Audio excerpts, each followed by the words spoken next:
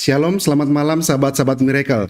Puji Tuhan, pada malam hari ini kita berjumpa kembali di Virtual Room Miracle TV, sharing your testimony, membagikan kesaksian Anda.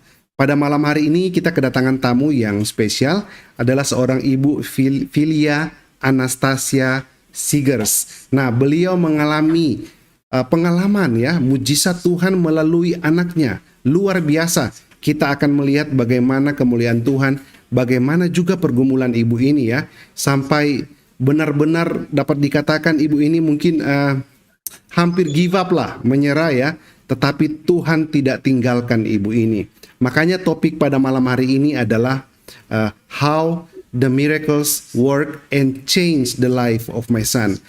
Mujizat itu bisa bekerja dan merubah kehidupan dari anak saya. Adalah anak kedua dari Ibu Filia, seorang putra, anak bungsu, ini yang mengalami mujizat luar biasa. Nah, saya akan sedikit memperkenalkan mengenai apa itu Kawasaki disease. Saya juga memang baru tahu juga melalui ibu ini. Kira-kira hari Jumat lalu ya, ibu menghubungi saya lewat WA dan mengatakan bahwa begitu diberkati dengan kesaksian-kesaksian Miracle TV. Saya sangat-sangat senang mendengarnya ya, karena ibu merasa diberkati. Dan ibu terdorong untuk memberikan juga kesaksian, karena ibu mengalami mujizat yang luar biasa di dalam kehidupan keluarganya.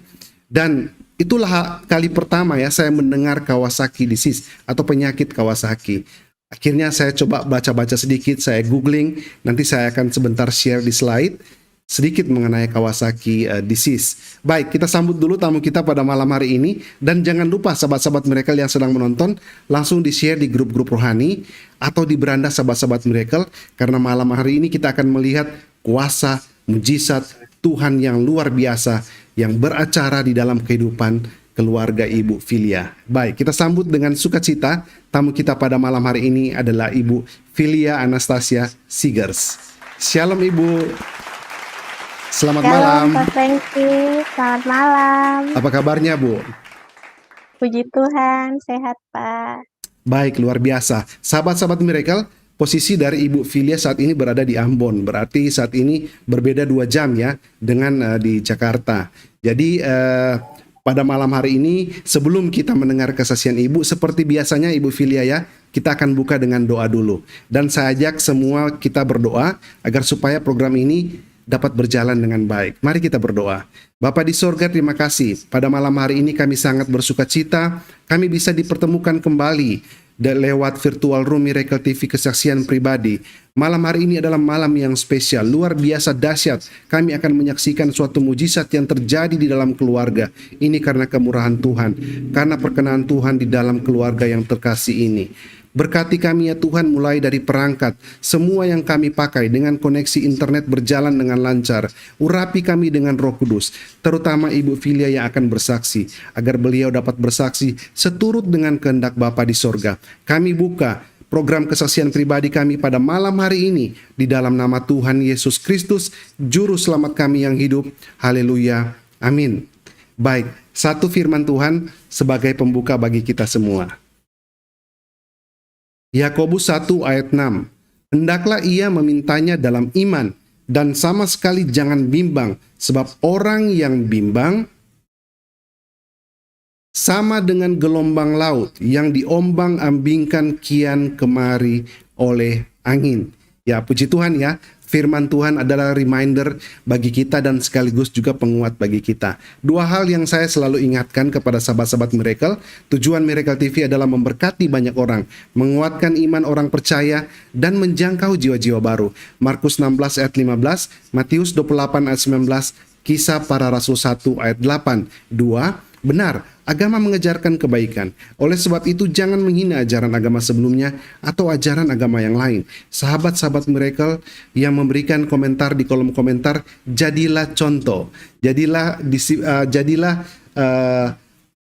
berkat bagi orang lain sehingga mereka bisa melihat karakter Kristus melalui dari pribadi kita. Puji Tuhan.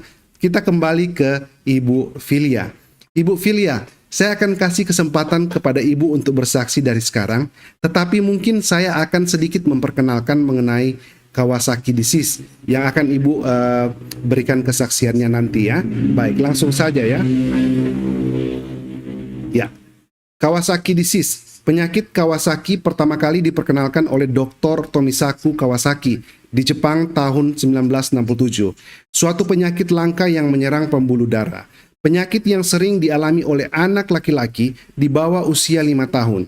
Awalnya menyerang mulut, kulit, kelenjar getah bening, sampai ke jantung. Kemunculan penyakit ini umumnya ditandai dengan demam tinggi, ruam, serta pembengkakan di beberapa bagian tubuh. Asal-usul Kawasaki disease masih belum jelas. Ya, ternyata ini adalah penyakit yang langka. Dan sebelum kita mendengar kesaksian, saya akan putarkan video bagaimana adik Clay setelah dipulihkan ya. Saya akan menonton dulu. Kita akan saksikan dulu ya videonya yang luar biasa dari adik Clay.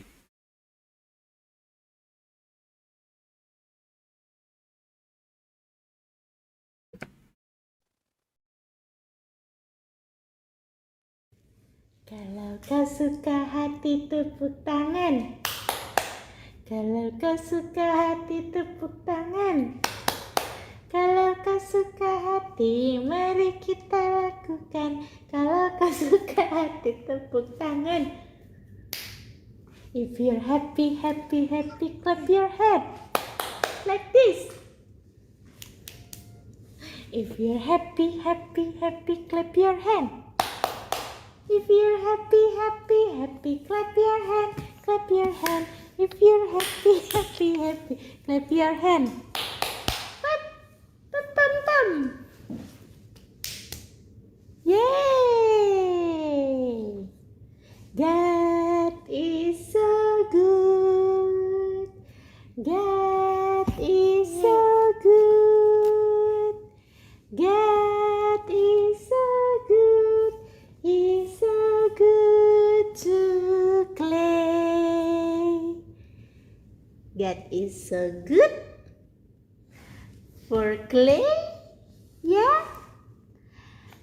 Yeah. God is so good. Say bye-bye. Bye-bye. Bye-bye dulu.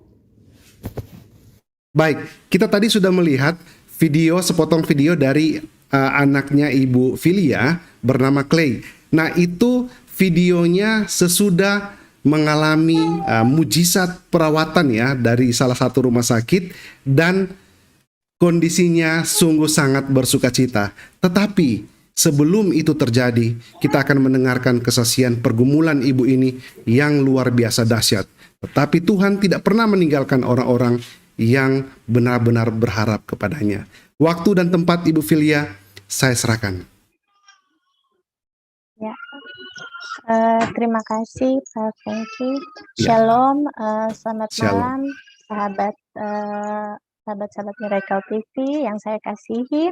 Puji Tuhan, saya sangat bersyukur sekali karena bisa diberikan kesempatan untuk menyampaikan sharing saya di malam ini lewat channel YouTube Miracle TV ini. Perkenalkan, nama saya Filia Anastasia Sihers. Saya berumur 33 tahun. Saat ini saya berdomisili di Kota Ambon. Saya adalah seorang ibu rumah tangga biasa yang sehari-harinya ya bertugas untuk melayani suami, anak, demikian. Kemudian puji Tuhan saya dan suami saat ini sudah dikaruniai 2 orang anak. Yang satunya seorang putri, anak pertama kami seorang putri bernama Chloe, berumur 6 tahun, dan anak kedua kami puji Tuhan putra, dan saat ini sudah berumur 1,5 tahun. Saya akan mengawali sharing saya ini dengan menceritakan kejadian waktu tahun 2019. Jadi saya nggak akan langsung ke untuk membahas mengenai anak saya yang terkena Kawasaki disease, tapi sebelumnya saya akan menceritakan terlebih dahulu jauh sebelum anak saya terkena penyakit tersebut. Di tahun 2019, saya ingat betul itu di tanggal 14 November 2019,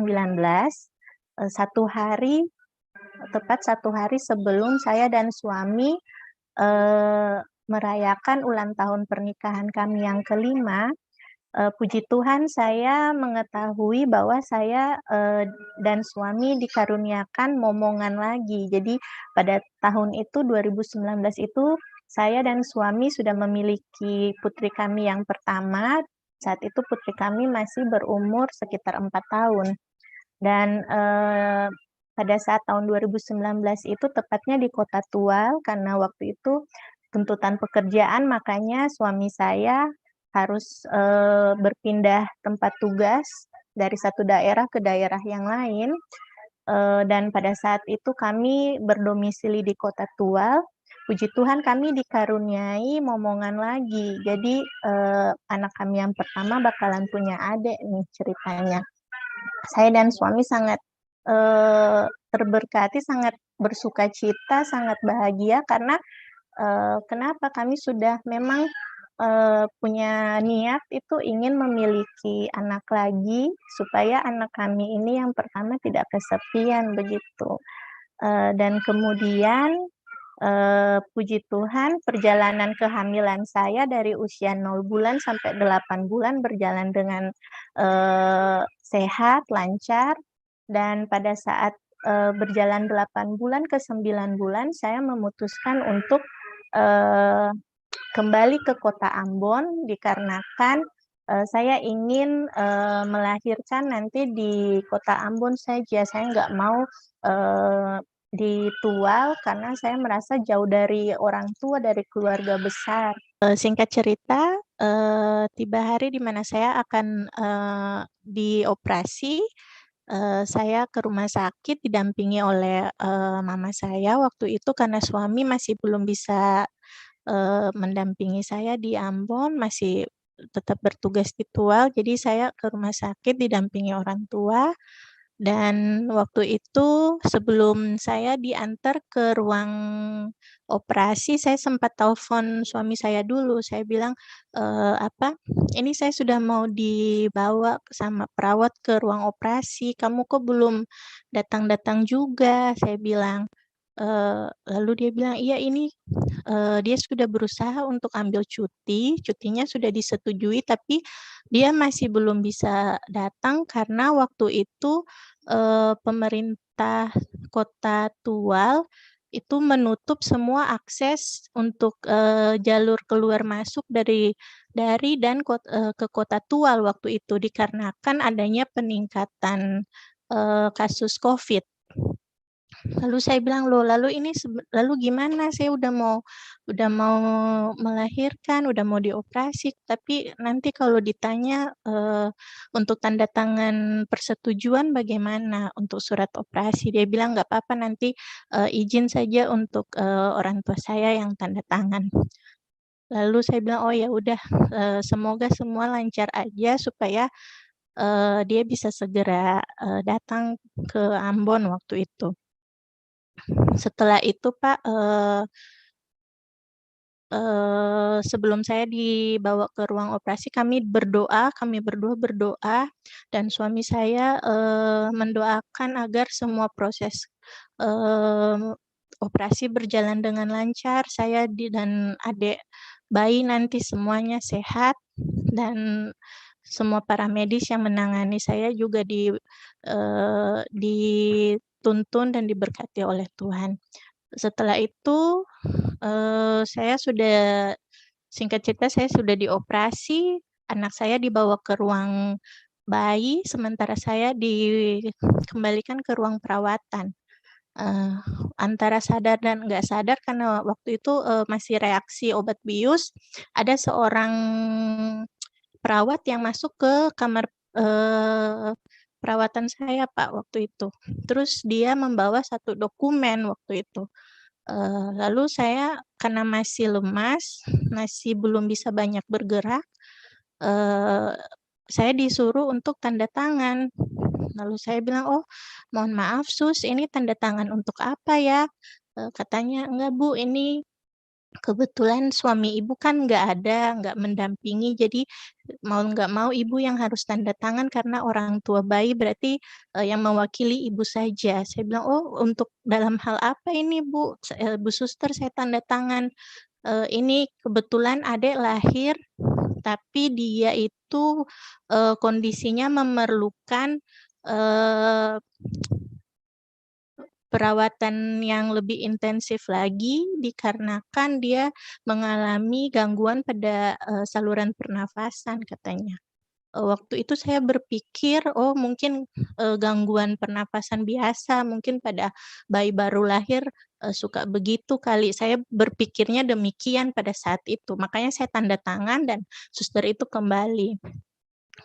Eee, Selang, pagi harinya, Pak, setelah anak saya lahir, besok paginya itu, saya keinginan saya besar sekali untuk mau nengok anak saya di kamar bayi. Saya nggak tahu kenapa saya kepingin sekali saya lihat. Saya bilang, oh, sama mama saya, "Ma, panggilin suster dulu, saya mau coba ke kamar bayi nengokin adek," saya bilang waktu itu.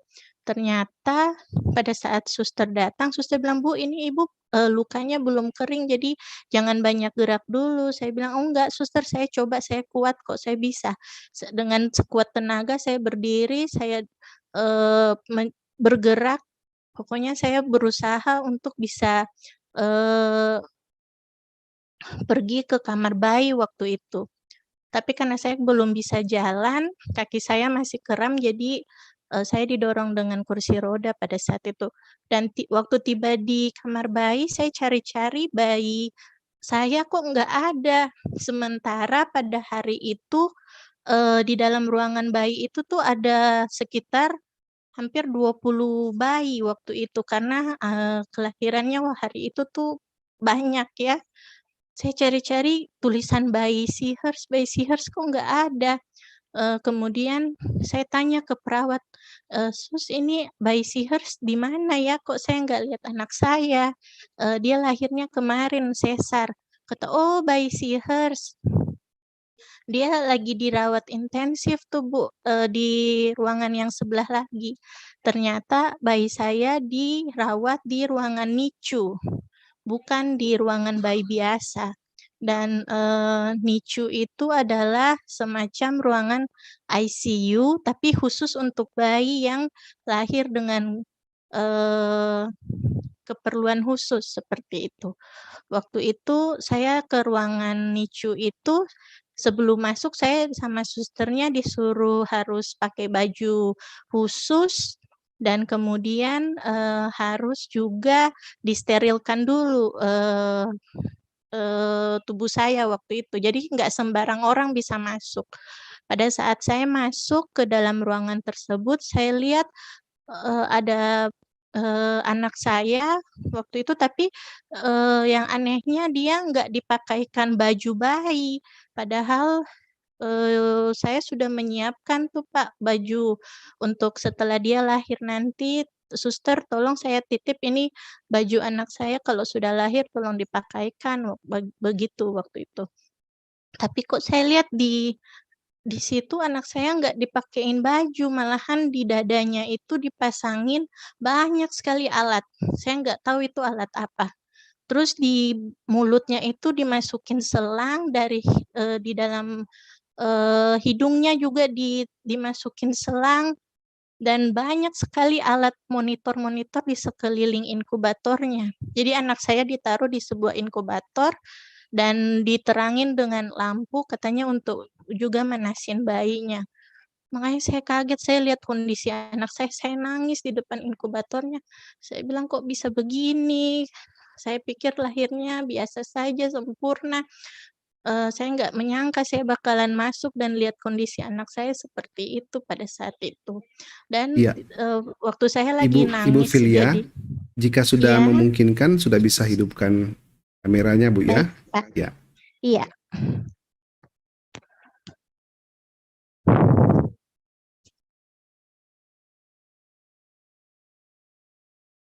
izin Pak, saya taruh di Ya, box dulu. ya, tidak apa-apa, Bu. Belum ya? Masih nangis. Lanjut aja dulu, Bu. Iya.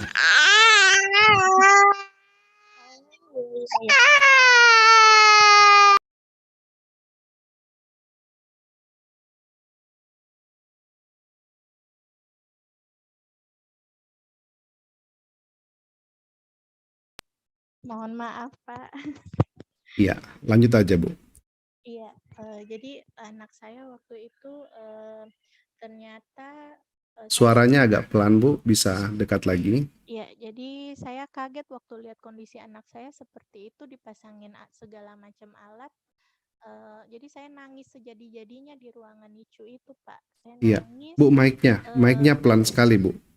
Dekat ke mulut, Bu, ya. Mic. Sudah jelas, Pak. Masih pelan, Bu. Mungkin mic-nya didekatin ke mulut, ya. Tes, ya, sudah, Pak. Ya. Ya, jadi saya lanjutkan.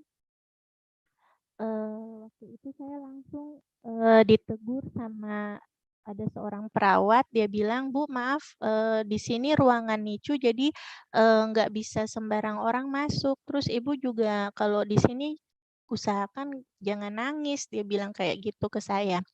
Lalu saya bilang, dalam hati ya, saya lihat itu suster saja, tapi saya nggak pedulikan dia, karena saya lagi sedih lihat kondisi anak saya waktu itu. Jadi karena dia lihat saya nggak peduliin dia, jadi dia tegur saya lagi untuk kedua kali. "Bu, itu kalau bayinya seperti ini, Ibu jangan nangis, karena kalau Ibu nangis nanti bayinya itu juga bisa ikutan sedih, terus kondisinya semakin drop. Ibu tahu kan antara ibu dan anak itu punya ikatan batin," katanya kayak gitu. Waktu saya dengar seperti itu, saya berpikir, "Oh iya benar juga ya." Jadi setelah itu susternya perawat itu bilang lagi, "Begini aja Bu, Ibu Kristen kan? Kalau Ibu agama Kristen, Ibu berdoa secara Kristen, minta untuk Tuhan tolong anak Ibu." Lalu saya bilang, "Oh, saya seperti ditampar waktu itu dengan perkataan perawat itu." Jadi saya bilang, "Oh ya benar, ngapain saya nangis, saya kan punya Tuhan Yesus. Saya bakalan berdoa," saya bilang, "Saya izin suster, saya mau berdoa untuk anak saya." "Oh iya iya, silakan Bu, silakan berdoa." Jadi saya doakan anak saya di depan inkubatornya itu. Saya bilang, Tuhan Yesus tolong anak saya. Saya taunya saja dia lahir dengan sempurna, Engkau beri dia kepada kami, Engkau percayakan dia kepada kami, saya sudah lahirkan dia ke dunia, percayakan saya Tuhan untuk bisa merawat dia sampai dia besar nanti. Jangan biarkan dia menderita seperti ini Tuhan, banyak sekali alat yang dipasang di tubuh kecilnya, saya bilang dalam doa saya waktu itu. Dan waktu saya bilang amin, dan kemudian saya buka mata, waktu itu langsung saya kaget karena bayi saya, anak saya ini si Clay, dia walaupun dalam keadaan lemah begitu di dalam inkubator, tapi matanya itu terbuka sedikit. Memang enggak terlalu besar dia buka matanya, tapi paling tidak dia ada lihat saya sedikit, kayak seakan-akan dia ngintipin saya dari dalam inkubator itu. Jadi itu yang buat saya sukacita waktu itu, saya, oh ada harapan ini. Tuhan Yesus sudah kasih tahu ke adik kalau saya ada di situ. Dan saya disuruh keluar dari ruangan NICU karena nggak boleh lama-lama menjenguk. Pas di depan pintu ruangan tersebut, dokter sudah tunggu saya. Lalu dokter bilang, "Bu, saya mau bicara serius sama Ibu. Ibu duduk dulu, soalnya kan Ibu baru selesai operasi, pasti kondisinya masih belum stabil." Jadi saya pas disuruh duduk, dan langsung dokternya bilang, "Bu, ini bayi Ibu dalam keadaan kritis, sejak semalam ya, sudah dalam keadaan kritis, saturasinya itu hanya 20%, sedangkan pada bayi normal itu harusnya di angka 90 sampai 100%. Tapi bayi ibu itu dari kami cek dari malam itu saturasinya hanya 20%. Saturasi itu, kadar oksigen, yang diedarkan ke otak, Pak Franky. Jadi, Ya. katanya anak saya, produksi oksigen ke otaknya kurang sama sekali waktu itu. Lalu saya tanya, "Kok bisa, Dok? Apa yang salah ya?" Saya tanya. Lalu dokternya bilang, "Begini, Bu, kalau pada bayi normal, itu, paru-paru yang bayi tersebut itu bekerja seperti katupnya itu terbuka tertutup dengan lebar. Tapi pada kasus anak Ibu, dia terbukanya itu katupnya itu lemah sekali, jadi dia nggak bisa memompa oksigen dengan maksimal seperti itu.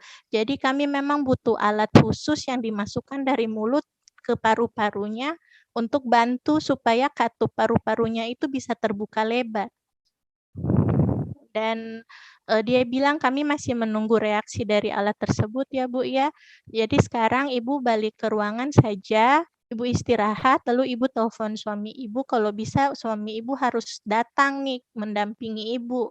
Lalu saya bilang, "Oh Dok, maaf suami saya nggak bisa datang karena nggak ada penerbangan dari Kota Tual ke Ambon waktu itu. Karena, sudah ditutup semua penerbangan," saya bilang. Lalu dokternya bilang, "Kalau bisa Bu diupayakan karena, Ibu juga harus sampaikan ke keluarga dan suami ya, kalau kami akan berusaha semaksimal mungkin untuk menolong bayi Ibu. Kita serahkan ke Tuhan saja, tapi saya cuman mau pesan, apapun yang terjadi Ibu dan keluarga harus siap." Mendengar hal tersebut, Pak Franky, saya langsung seperti disambar petir.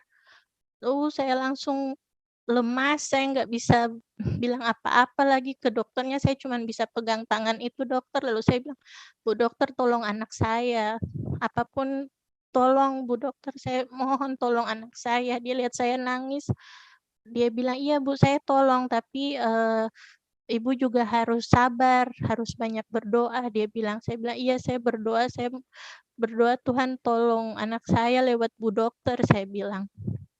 Singkat cerita, saya kembali ke kamar perawatan dan saya langsung ambil HP saya telepon suami saya. Waktu itu dia masih bekerja di kantor, saya telepon, saya bilang, saya ceritakan kondisi anak kami sedang kritis, saya bilang, "Tolong dulu kamu harus segera datang, mau tidak mau apapun jalurnya kamu tempuh saja."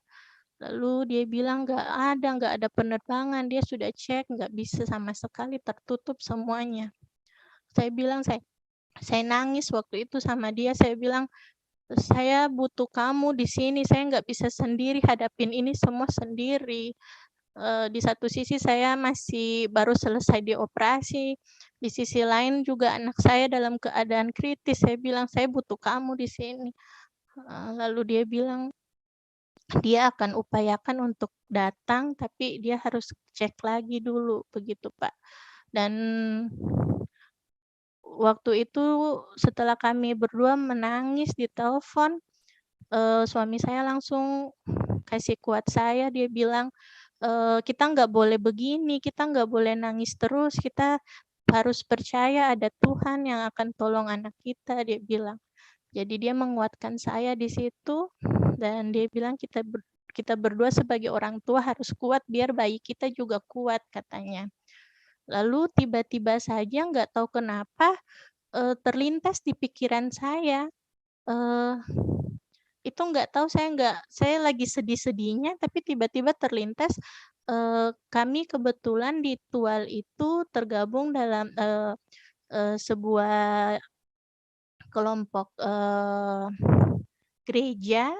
Kami, karena pendatang jadi kami cari-cari gereja, waktu itu kami temukan ada satu gereja yang mau melayani kami yaitu Gereja Rock, Ministry Tual. Di situ saya kenal dengan seorang bapak namanya Pak Joso Hilait. Bapak ini dia selalu melayani saya dan keluarga Pak Franky, waktu itu kami didoakan, terus kalau ibadah juga saya selalu mengundang bapak ini di rumah. Jadi kami sudah seperti layaknya, keluarga.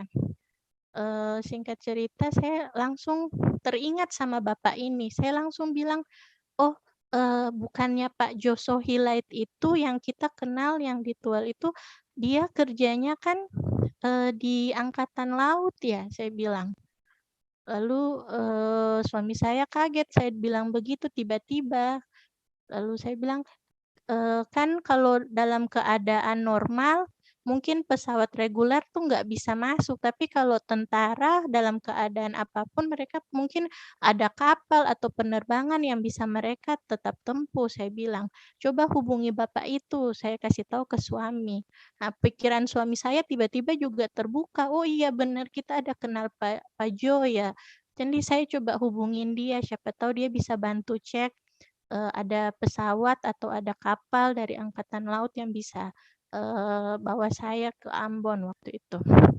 Singkat cerita Pak, saya sudah agak tenang, tapi, pikiran saya masih ke bayi saya di kamar NICU itu, saya telepon semua bukan telepon, saya hubungi semua anggota keluarga saya, terus saya hubungi juga semua kenalan hamba Tuhan yang saya kenal. Saya minta, bantuan doa. Jadi kayak ada semacam, eee, hal yang menggerakkan saya untuk menghubungi semua orang dan minta dukungan doa waktu itu. Dan, hari ini saya percaya bahwa jika anak saya bisa ada sampai saat ini bersama-sama dengan saya, itu karena kuasa doa waktu itu. Jadi banyak sekali yang mendoakan, anak saya Clay waktu dia baru lahir itu Kak Franky. Kemudian Pak, Iya, suaranya Bu bisa ditambah dekat ke mic Bu. sudah jelas Pak, saya Iya, aktifkan oke. kamera lagi, mohon maaf. Iya, Iya, ya puji Tuhan Bu ya. Bisa geser ke kanan iya, sedikit Bu ya. Ya, iya. baik. Silakan Bu. Setelah itu, saya sudah, apa ya, saya sudah berpikir berarti ini suami saya nggak akan bisa menemani saya di Ambon karena nggak ada penerbangan. Dia sudah bilang kami sudah hopeless waktu itu. Tapi mujizat terjadi Pak, tiba-tiba saya ditelepon sore harinya, hari itu juga, dan Pak Jo yang menelpon saya ini namanya Pak Jo Sohilait. Pak Jo itu bilang, Bu Filia, tidak usah khawatir, tidak usah takut, tidak usah cemas, kami di sini mendoakan, kami di sini juga membantu Ibu dan suami dalam doa. Dan Ibu jangan khawatir karena suami Ibu saat ini sudah berada di bandara dan akan terbang dari Tual menuju Ambon. Waktu Pak Jo bilang seperti itu, saya pikir dia main-main. Mungkin dia mau hibur saya karena waktu itu saya lagi nangis sejadi-jadinya sama dia di telepon. Dan saya bilang, oh jadi gimana Pak? Saya ketawa juga, saya pikir dia lagi bercanda. Ternyata dia bilang, ibu jangan ketawa. Suami ibu tuh lagi di bandara saat ini, mungkin saat ini malah sudah terbang ke Ambon.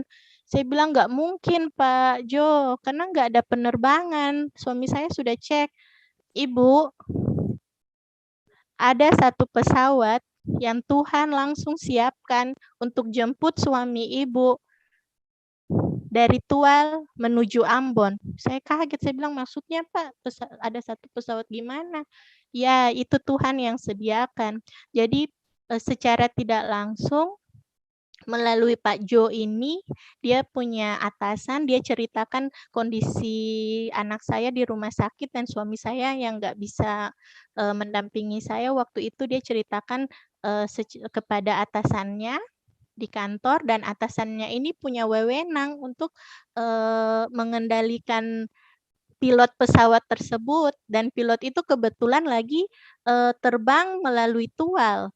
Jadi memang tidak ada rencana untuk singgah di kota Tual, tapi karena telepon itu, pilot pesawat itu langsung datang ke menjemput suami saya di Bandara Tual, kemudian bawa suami saya terbang ke Ambon. Jadi wow luar biasa penyertaan Tuhan. Tuhan buat mujizat Pak Franky, yang awalnya kita sebagai manusia biasa berpikir ini sudah nggak mungkin, nggak ada penerbangan, nggak ada kapal. Tapi Tuhan sediakan pesawat khusus yang menjemput suami saya dari Tual ke Ambon untuk bisa mendampingi saya. Dan puji Tuhan malam itu juga suami saya tiba masih dengan memakai baju seragam lengkap dari kantor. Name tag-nya pun masih dia pakai, dia nggak sadar. Karena saking waktunya itu Tuhan perhitungkan betul. Jadi puji Tuhan waktu itu suami saya sudah berada dengan saya di rumah sakit. Kami mau pergi lihat bayi kami, tapi sudah nggak diperbolehkan karena sudah malam. Jadi kami menunggu sampai pagi. Sepanjang malam itu saya dan suami bergumul. Kami berdoa, kami angkat pujian, kami yakin Tuhan pelihara anak kami, jaga anak kami di kamar NICU. Dan setelah itu, setelah besok paginya kami temui anak kami, bayi kami, ada progres. Dari yang awalnya saturasinya cuma 20, naik mulai 80, 90, bahkan sudah normal. Ya, jadi itu mujizat yang luar biasa Tuhan buat untuk Clay waktu dia pertama kali dilahirkan. Kemudian setelah itu Clay masih harus dirawat lagi 2 minggu secara intensif di rumah sakit. Saya sudah harus kembali ke rumah, tapi walaupun saya dan Clay terpisah, tapi saya percaya waktu itu Tuhan mau supaya dia sembuh total, paru-parunya itu sembuh dulu, baru kita bawa pulang ke rumah. Singkat cerita, di perjalanan pertumbuhannya itu puji Tuhan dari 1 bulan, 2 bulan, 3 bulan, 4 bulan itu sangat baik, ya sangat baik. Tapi lagi-lagi kami dicoba, kami diuji sama Tuhan di bulan pada saat anak kami Clay 9 bulan, dia itu tiba-tiba saja mengalami kemerahan pada bagian mulutnya. Saya pikir itu kemerahan biasa karena mungkin panas dalam atau bagaimana. Jadi saya waktu itu berikan banyak minum air putih, Pak. Kemudian ada tetangga yang lewat di depan rumah saya, lihat saya lagi gendong anak saya, dan dia bilang, "Wah, bibirnya merah sekali, lagi sakit ya?" Saya bilang, "Enggak kok, ini lagi nggak sakit, lagi sehat." Nah, saya bilang, "Oh, tapi bibirnya kok merah ya?" Setelah tetangga itu pulang, baru saya ngeh, iya ya, anak saya kok bibirnya merah sekali si Clay ini. Kenapa ya? Saya kasih banyak lagi minum air putih. Saya telepon suami saya bilang, "Saya mau bawa Clay ke dokter, saya mau cek ini kenapa sampai mulutnya bisa merah begini." Jadi pada saat saya ke dokter, dokter bilang, "Oh, nggak apa-apa, ini biasa. Mungkin panas dalam aja, nanti banyak minum air putih." "Oh, sudah Dok, saya sudah kasih air putih tapi kok nggak turun-turun merahnya." "Nggak apa-apa Bu, nggak apa-apa, nggak usah khawatir," dia bilang. Ya sudah, saya pulang lagi bawa anak saya dari klinik. Saya pikir, "Oh, aman, nggak apa-apa." Menjelang beberapa hari kemudian kok masih merah, ya, dan dia mulai nggak suka makan pada saat itu. Saya mulai curiga, ini kenapa ya? Tapi namanya sebagai orang tua kita cuma lihat begitu, tapi kita pikir, "Ah, nggak apa-apa kali ya, dokter aja bilang nggak apa-apa. Kan dia nggak demam, dia nggak apa, cuman bagian mulutnya aja yang merah." Setelah itu muncul lagi gejala lain, setelah memerah di bagian mulut, punggung tangan dan kaki mulai membengkak. Saya lihat, ih kok anak saya kok bengkak tangan sama kakinya, di bagian punggung tangan kakinya ini kok bengkak ya, sampai ke jari-jarinya itu membesar semuanya. Saya lihat terus kalau saya sentuh, dia seperti kesakitan. Saya pikir, "Oh, kenapa ya?" Saya bawa lagi ke dokter. Saya cek ke dokter, saya bilang, "Dok, ini kok si Clay kalau kita sentuh tangannya kok dia kesakitan ya, bengkak nih Dok." Saya bilang, "Oh, nggak apa-apa Bu, biasa itu karena virus, itu biasa anak-anak tuh kalau kena virus, biasanya itu gejalanya tuh bengkak pada kaki dan tangan." Saya pikir, "Oh, oke." Saya bawa pulang lagi anak saya dari klinik. Dia nggak kasih obat, Waktu itu dia cuman bilang, "Diolesin ini aja Bu, baby oil," waktu itu. Saya bilang, "Oh iya, iya Pak Dokter." Kemudian beberapa hari kemudian lagi muncul gejala lain lagi. Jadi mulut memerah, tangan dan kaki membengkak, terus ujung-ujung jari tangan dan kakinya itu mengering sampai mengelupas kulit ujung jari tangan dan kakinya. Saya curiga lagi nih, aduh ini kenapa ya Clay? Saya bawa lagi ke dokter. Jadi sepanjang itu tuh gejala yang muncul saya bawa pulang balik dokter terus. Tapi dokter terus meyakinkan saya pada saat itu bahwa ini gejala biasa pada anak katanya. Virus katanya. Saya bilang, "Oh iya, baik Pak Dokter. Saya masih percayalah sama dokter ini," saya bilang. Selang beberapa hari Clay mulai demam dan demamnya itu sangat tinggi. Jadi saya coba untuk kasih pereda demam, sempat turun, terus naik lagi. Selama 3 hari berturut-turut dia masih demam, saya bawa lagi ke dokter. Saya bilang, "Pak Dokter, ini Clay demam, terus mulutnya masih merah, masih bengkak, dan mengelupas." Itu dokternya bilang, "Oh nanti coba kasih obat dulu, obat penurun demam lagi. Setelah 3 hari jika masih demam, bawa kembali ke saya dan kita lakukan pengecekan darah. Jangan sampai saya curiganya ini mau ke malaria atau DBD," waktu itu dia bilang. Saya bilang, "Oh ya Pak Dokter, kenapa nggak cek sekarang?" Katanya, "Oh nanti 3 hari baru bisa Bu, setelah anak Pak demam 3 hari." Dia bilang, "Oh baik Pak." Saya pulang lagi. Pulang ke rumah, Clay masih demam, saya kasih terus obat penurun demam per 4 jam. Jadi setiap 4 jam dia demam, saya kasih. Setiap 4 jam dia demam, saya kasih obat. Tapi panasnya itu setelah pemberian obat turun, terus naik lagi. Dan naiknya itu lebih tinggi daripada demam sebelumnya. Saya dan suami sampai heran, ini kenapa ya? Tapi kita masih percaya saja sama perkataan dokternya ini. Dan kemudian setelah itu tiba kurang lebih 3 minggu. Kejadian itu 3 minggu dengan muncul gejala-gejala tersebut. Belakangan yang paling terakhir itu muncul ruam di sekujur tubuhnya. Jadi dia ruamnya itu mulai dari bagian perut sampai ke bagian kaki, sampai ke telapak kaki, telapak tangan, dan yang paling banyak itu di bagian dada. Saya bawa lagi ke dokter yang sama. Saya bilang, "Pak Dokter, ini sudah muncul ruam." Dia bilang, kata, "Iya, tapi hasil labnya waktu itu negatif." Waktu itu dia bilang. Dia juga bingung, ini anak kenapa. Dia kasih obat lagi. Dia coba kasih obat. Dia bilang, "Itu virus biasa keluar di kulit anak seperti itu, Bu." Dia masih tetap ngeh bahwa si Clay ini cuman karena virus, infeksi virus. Saya percaya lagi waktu itu. Dan saya kembali lagi ke rumah dengan membawa beberapa obat itu saya berikan ke anak saya. Sampai puncaknya itu Clay pernah demam setelah 3 minggu pernah sampai di 41 derajat, hampir 42 derajat. Panas sekali dia, demam tinggi sekali waktu itu. Saking takutnya saya bawa lari ke rumah sakit Siloam.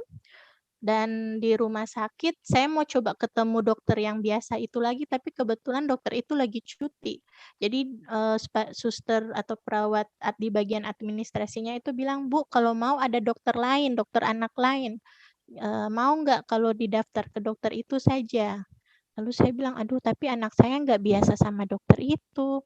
Ya namanya anak-anak kan ada cocok-cocokan sama dokter anak ya waktu itu. Dan pada saat itu tapi karena kondisinya Clay sudah mulai lemas dan demam tinggi, sudah tidak mau makan, sudah tidak mau minum susu. Jadi saya takut, saya bilang, "Oke, Pak, ke dokter itu aja, ke dokter yang satunya lagi itu aja, daftarin saja." Ya sudah, setelah itu kita daftar, kita tunggu giliran masuk. Pada saat saya masuk ke ruangan dokter tersebut, dokter itu suruh saya baringkan Clay dan dia langsung periksa anak saya. Dia tanya historical demamnya sudah berapa lama, saya ceritakan hampir 3 minggu dan segala macam. Habis obat panas itu sudah sekitar 3 botol dan panasnya masih juga belum terobati, saya bilang. Lalu dokter tersebut langsung periksa, dia lihat di tubuhnya Clay sudah tidak ada ruam, tapi dia perhatikan di bagian punggung tangan, punggung kaki, ujung-ujung jari kaki, ujung-ujung kukunya, itu semuanya mengelupas bahkan sampai ke telapak-telapak kakinya. Clay juga kulit telapak kakinya itu sampai mengelupas. Terus dia periksa di bagian leher anak kami, dia periksa apakah ada benjolan ataukah tidak. Tapi dia belum ngomong apa-apa ke saya dan suami waktu itu. Dia duduk, dia ambil monitor komputernya, dia arahkan ke kami dan dia langsung bilang, "Bu, sebentar ya, saya coba perlihatkan ke Ibu." Dia ketik Kawasaki disease. Terus muncul tuh di Google banyak sekali gambar-gambarnya. Dia buka satu-satu. "Bu, ini sama ya gejalanya dengan adik ya. Pertama strawberry tongue," dia bilang. Di bagian mulut kemerahan dan seperti stroberi, merahnya tuh seperti merah stroberi. Terus ada bintik-bintiknya kan di lidahnya. Sama ya Bu ya, adek begitu? Saya bilang, "Iya Bu dokter." Terus dia buka lagi gambar berikutnya, "Bu, ini ujung-ujung jarinya mengelupas ya.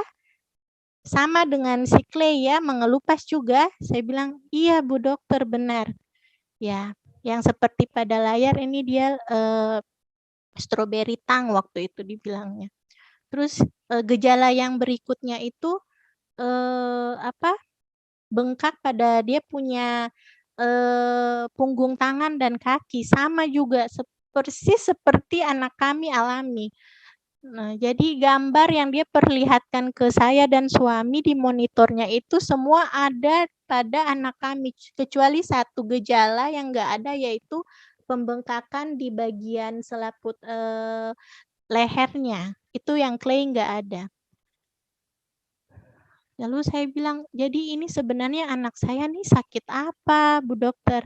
Dia bilang, "Bapak, Ibu, 75% saya bisa katakan secara medis anak Bapak dan Ibu menderita Kawasaki disease." Waktu itu saya liatin itu dokter dengan bengong saja, saya maksudnya, itu penyakit apa ya? Kawasaki disease saya baru pernah dengar. Lalu dokternya bilang, "Iya, ini penyakit langka, 1 berbanding 10.000 anak saja yang bisa mengalaminya." Dan sampai saat ini juga penyebab dari penyakit Kawasaki ini belum bisa diketahui itu kenapa. Bukan karena gen, bukan karena infeksi atau apa, bukan. Tapi memang karena ini masih langka, jadi masih diteliti lagi nih. Dan kasus per anaknya pun sangat sedikit. Jadi 1 berbanding 10.000 anak yang bisa kena. Saya langsung berpikir, "Oh Tuhan, dari 10.000 anak, anak saya ini yang kena." Saya langsung di situ menangis. Saya langsung bilang ke dokternya, "Lalu Dok, apa yang harus saya dan suami lakukan?" Maksudnya kita nggak tahu ini penyakit apa, tapi apa yang bisa kami buat waktu itu untuk anak kami. Lalu dokternya bilang bahwa kalau Bapak dan Ibu percaya sama saya mau menangani kasus ini, dia bilang. Tapi memang saya belum pernah punya pengalaman untuk menangani anak yang menderita Kawasaki. Cuman saya pernah mempelajarinya waktu itu. Waktu saya ambil spesialis, dia bilang. Saya pernah pelajari secara teorikalnya, tapi secara prakteknya saya belum pernah menangani kasus karena di Ambon mungkin baru Clay saja yang kena, dia bilang. Jadi waktu itu saya kaget sekali, saya shock. Itu saya rasa dunia saya seperti sudah mau runtuh saja waktu anak saya divonis didiagnosa Kawasaki disease waktu itu. Lalu dia bilang sekarang yang harus ibu dan bapak lakukan adalah pergi ke dokter spesialis jantung dan periksakan kalau bisa fotokan jantungnya adik supaya saya bisa lihat apakah penyakit ini sudah sudah sampai ke jantungnya adik ataukah belum. Karena ini fatal, Pak. Ibu kalau nggak cepat kita tangani. Lalu saya bilang, loh apa hubungannya antara gejala-gejala yang timbul itu di tubuh anak saya dengan jantungnya, Bu Dokter? Dia bilang ke saya, oh ya, Kawasaki disease ini dia menyerang ke organ jantung. Jadi sewaktu-waktu kalau memang terjadi pembengkakan di saluran pembuluh jantungnya anak dan pembengkakan itu semakin melebar, itu bisa menyebabkan kematian atau gagal jantung atau istilah medisnya itu serangan jantung tiba-tiba pada anak. Waktu itu saya kaget sama sekali. Saya nggak berpikir bahwa ini setelah 3 minggu saya bolak-balik dokter bawa anak saya periksa kembali. Setelah muncul gejala-gejala, saya nggak ada pikiran bahwa anak saya bakalan sakit yang separah itu waktu itu. Singkat cerita, saya dan suami langsung malam itu juga bawa dia ke dokter spesialis jantung karena di rumah sakit itu kebetulan belum ada spesialis jantungnya dan pada saat kami pergi difotokan malam itu juga keluar hasil memang benar bahwa Clay sudah terkena di bagian jantung dikarenakan itu pada Kawasaki disease jika anak yang mengalami gejala-gejala tersebut itu 10 hari setelah didiagnosa Kawasaki disease atau 10 hari sebelum 10 hari setelah mengalami gejala itu harus segera diberikan suntikan obat. Ada obatnya. Tapi pada kasusnya anak kami ini sudah 3 minggu. 3 minggu berjalan dengan penyakit ini. Jadi dia sudah menyerang sampai ke jantung anak kami itu sudah di level 40% waktu itu. Kata dokter jantung waktu itu ya ke saya dan suami.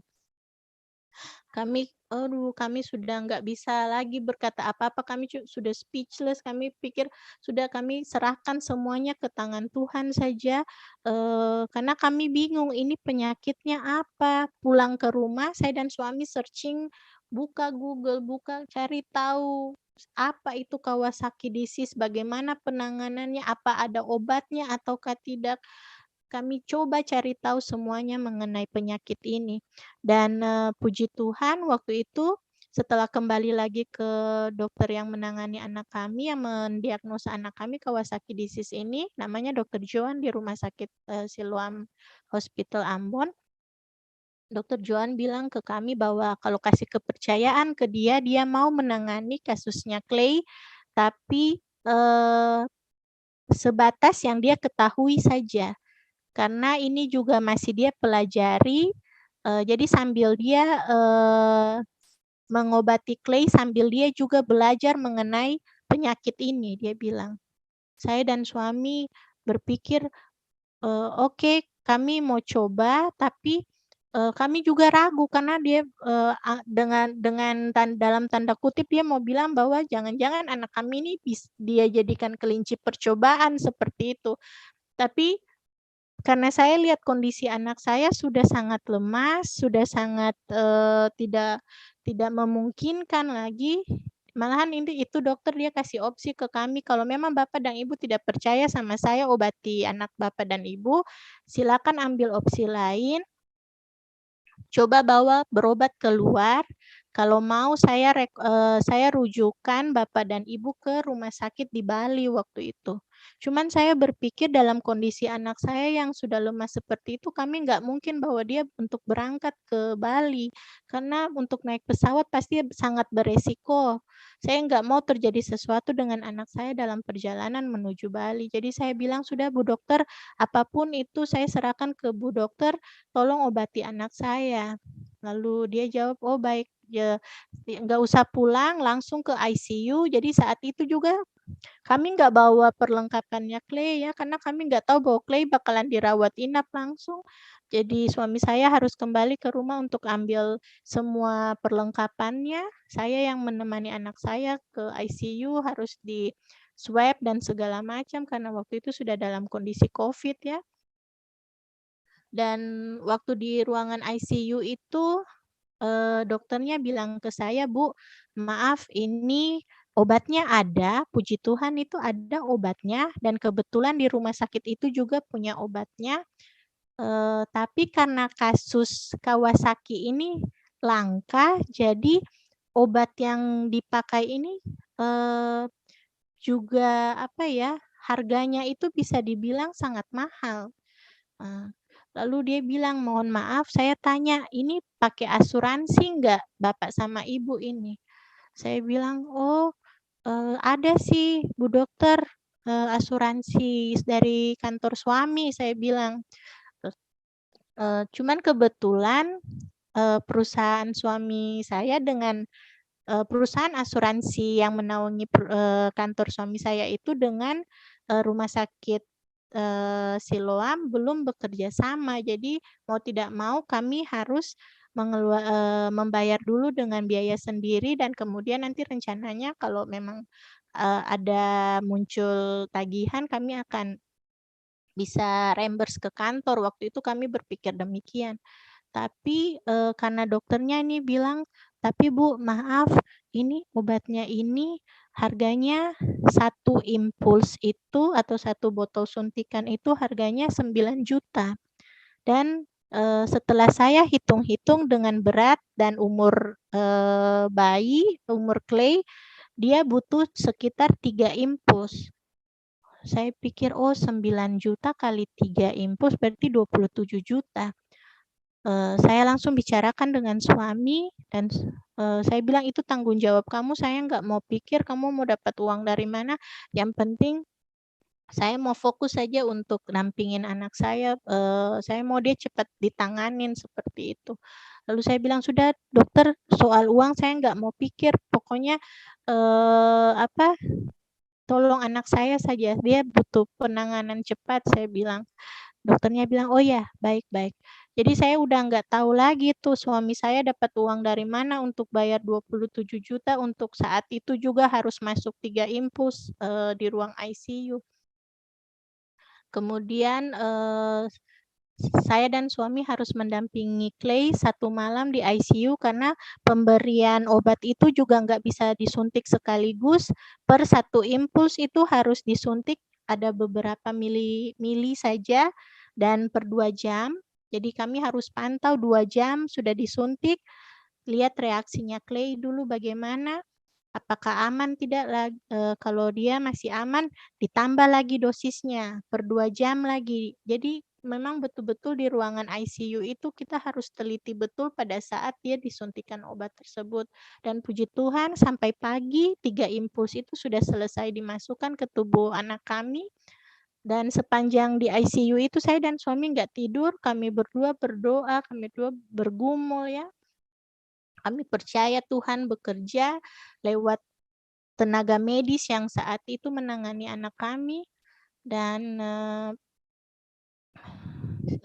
waktu itu setelah di pagi harinya itu besok harinya Clay sudah bisa untuk dirawat di ruang perawatan biasa ya. Tapi ternyata saya pikir setelah kan dokternya bilang mau dikasih obat 3 impuls. Otomatis otak saya bekerja, saya berpikir, "Oh kalau sudah dikasih obat ini sembuh anak saya." Saya pikir seperti itu, ternyata walaupun sudah dikasih 3 impuls obat, anak saya kondisinya juga masih demam. Jadi waktu dirawat setelah keluar dari ICU dan dirawat ke ruang perawatan biasa, anak saya masih demam. Dan demamnya itu tinggi sekali. Malam itu dia rewel sekali karena demamnya tinggi. Dan dokternya itu besoknya langsung temui saya dengan suami dan bilang, "Minta maaf Bapak dan Ibu, ternyata tubuh Clay tidak merespon obat yang diberikan." Jadi dalam kasus Kawasaki itu ada dari 5 anak yang diberi suntikan impuls, dari 5 anak 3 tidak menerima, 2 menerima. Jadi Clay ini termasuk di kategori anak yang tubuhnya tidak merespon, dia tidak mau serap itu obat untuk obati gejala Kawasakinya. Jadi otomatis bisa dinyatakan pemberian obat itu gagal. Waktu itu dokternya bilang seperti itu. Saya marah, saya timbul rasa marah dalam diri saya. Saya bilang, ini dokter gimana sih? Dokter kan udah bilang kalau disuntikan 3 impuls ini anak saya kan bakalan sembuh, tapi kok ini sekarang bicaranya sudah lain lagi, sudah bilang gagal dan segala macam. Bahkan waktu itu dokternya bilang yang saya tangkap ya pembicaraannya ke saya dan suami waktu itu dia sudah angkat tangan, dia sudah give up, dia bilang dia punya ilmu hanya sampai situ saja yang maksudnya ilmu tuh kayak pengetahuannya dia mengenai pengobatan itu hanya segitu aja, dia nggak berani lebih dari itu. Jadi kalau dia mau kasih suntikan lagi dengan dosis yang baru, dia nggak berani, dia bilang. Jadi dia bilang, kalau mau saya rujukan ke senior saya di Bali. Dia bilang kebetulan seniornya itu sudah pernah menangani kasus Kawasaki disease pada anak. Dan dia bilang kalau bisa Bapak dan Ibu cari penerbangan yang secepatnya karena saya takutkan itu pembesaran di jantungnya itu semakin melebar, dia bilang. Jadi secara tidak langsung dia mau katakan ke saya dan suami bahwa saya dan suami itu berlomba dengan waktu. Karena nyawa anak kami dipertaruhkan kalau sampai kami terlambat untuk berangkat membawa anak kami berobat ke Bali waktu itu bisa-bisa nyawa anak kami terancam, dia bilang. Jadi Bapak dan Ibu kita berlomba dengan waktu, kalau bisa cari penerbangan ke Bali secepatnya. Dan dia akan hubungi seniornya itu untuk bisa menangani Clay secara langsung di sana. Waktu itu suami dan saya berembuk, saya bilang, kita harus berangkat. Saya bilang, secepatnya ini dokter sudah bilang kita berangkat.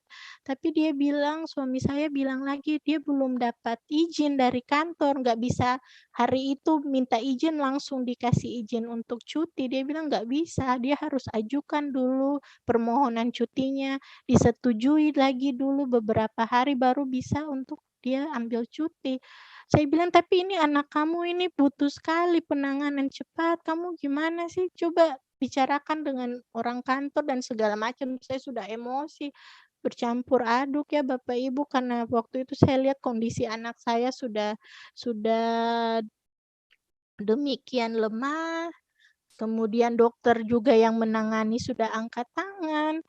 Kemudian ditambah lagi suami yang waktu itu tidak kasih kepastian untuk mau berangkat atau tidak ini ke Bali. Saya marah sekali. Secara manusiawi saya kecewa ya. Saya pertanyakan Tuhan saat itu. Saya bilang, Tuhan di mana? Di mana Tuhan saat anak saya butuh Tuhan? Saya berdoa. Saya bergumul dengan anak saya. Kalau Tuhan mau ambil dia, harusnya waktu itu Tuhan sudah ambil dia waktu dia di kamar NICU itu Tuhan dengan waktu dia baru lahir dengan berbagai alat yang dipasang di tubuhnya. Tapi kenapa sekarang Tuhan cobai lagi, Tuhan buat anak saya kesakitan lagi, bahkan lebih parah dari sebelumnya. Saya bilang, saya marah sama Tuhan. Sebagai manusia, saya marah sama Tuhan. Saya pertanyakan, Tuhan di mana? Tuhan dengar saya, enggak saya berdoa untuk kesembuhan anak saya.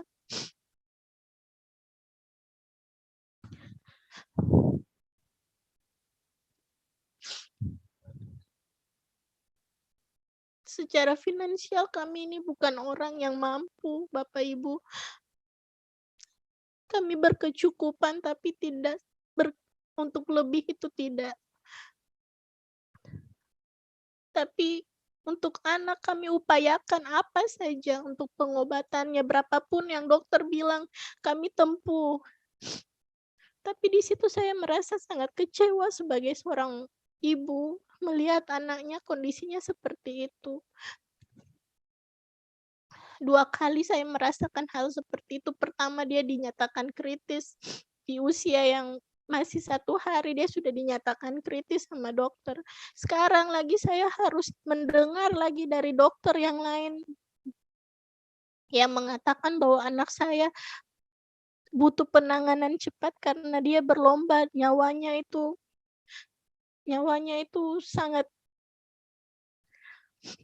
sangat berbahaya untuk nyawanya kalau kami sebagai orang tua terlambat dalam membawa anak kami berangkat ke Bali.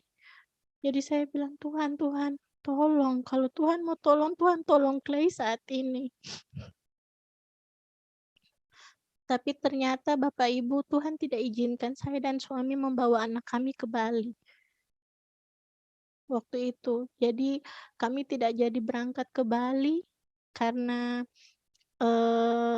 waktu itu, suami saya nggak bisa untuk dapat cuti secepat itu, jadi kami mundur lagi dari rencana keberangkatan dan pada saat jeda waktu mundur itu, Tuhan nyatakan kuasanya Bapak Ibu.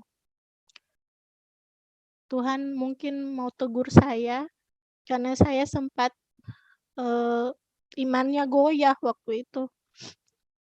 Saya sempat marah sama Tuhan, saya sempat pertanyakan, "Di mana Tuhan?" Waktu anak saya lagi menangis kesakitan. Ternyata Tuhan tegur saya, Bapak Ibu, dengan kondisi anak saya seperti itu. Tuhan mau kasih lihat ke saya, Dia selalu ada. Waktu itu jadinya kami nggak jadi berangkat dan pada saat jeda waktu untuk menunggu kepastian berangkat tidak ke Bali itu, dokter yang menangani anak kami ini langsung bilang ke saya bahwa seniornya di Bali menghubungi dia dan mengatakan bahwa dia punya nomor telepon seorang dokter di Rumah Sakit Omni Alam Sutra di daerah Tangerang yang sudah berpengalaman sudah sangat berpengalaman dalam menangani kasus Kawasaki disease pada anak. Dan dia bilang daripada kita susah-susah ke Bali, sementara anak kami butuh penanganan cepat. Dan pada saat itu lagi pandemi itu lagi marak-maraknya di Ambon, jadi untuk penerbangan itu sangat susah, harus diurus surat izin dan segala macam untuk keluar masuk Ambon. Jadi dia bilang mendingan kami dari Ambon langsung ambil penerbangan ke Jakarta. Dan dia bersedia untuk menghubungi rekanan dokternya itu di Rumah Sakit Omni supaya bisa menangani Clay waktu itu. Lalu saya dan suami bilang, "Oh oke, terserah Bu Dokter saja, kami pikir Bu Dokter yang lebih tahu yang terbaik untuk Clay waktu itu." Jadi sudah kami diberikan nomor kontak dokter tersebut dan pada saat dokter itu suami saya hubungi malam hari, yang angkat telepon bukan dokter itu sendiri tapi istrinya pada saat itu. Istrinya angkat telepon dan suami saya menceritakan kronologis atau historical penyakit anak kami sampai dia dinyatakan Kawasaki disease dan segala macam. Dan istrinya itu langsung bilang begini ke suami saya, "Oke Pak, saya tunggu Bapak dan Ibu serta anak Bapak ini besok pagi di Jakarta di Rumah Sakit Omni ya." Aduh, suami saya nggak bisa jawab karena posisinya ini malam, sedangkan besok paginya dia suruh kami harus berangkat. Sementara ini kita belum ngurus apapun, baik itu surat izin keluar dari daerah maupun izin cuti di kantor, dia belum ngurus sama sekali. Tapi dokternya tuh bilang, "Iya Pak, kalau bisa besok pagi kita sudah ketemu ya. Bawa anak Bapak dan Ibu kita ketemu di Omni." "Tapi Bu, maaf ini kami posisinya di Ambon, jauh Bu, harus terbang dulu, saya harus izin dulu," begitu, di kantor. Dia alasannya seperti itu. Jadi ibu itu bilang, "Oh ya udah nanti pokoknya Bapak, hubungi saya kembali lagi kalau misalnya sudah oke, mau ke Omni, kami siap untuk menangani, anak Bapak," dia bilang waktu itu. Tuhan punya rencana yang luar biasa, dia tidak, mau Clay ditangani oleh orang yang biasa saja, tapi Tuhan perlihatkan kuasa-Nya, Tuhan buka jalan Bapak Ibu, saya dan suami bisa terbang ke Jakarta waktu itu, ke Rumah Sakit Omni Alam Sutra, membawa anak kami Clay. Dengan, keterbatasan kami waktu itu, pengurusan cuti suami dipermudah, kemudian pengurusan administrasi surat izin untuk penerbangan juga dipermudah. Pokoknya semua Tuhan bukakan jalan. Singkat cerita kami tiba di, Tangerang, di Alam Sutra, dan kami langsung dari bandara menuju ke rumah sakit tersebut. Di rumah sakit itu pada saat kami tiba, saya sangat heran, saya kaget karena pada saat saya tiba dengan suami membawa Clay, itu suster yang di bagian administrasi atau pegawai di administrasinya itu langsung arahkan kami ke bagian UGD. Tiba di ruangan UGD, susternya itu langsung bilang, "Oh ini ya pasien dari Ambon ya, atas nama, Clay ya?" Dia bilang waktu itu. Saya kaget, saya bilang, kok kok suster bisa tahu?" Maksudnya ini kita nggak perlu daftar dulu, saya bilang. "Kan enggak usah, langsung aja, Ibu dengan Adek langsung ke ruangan saja, mau diperiksa."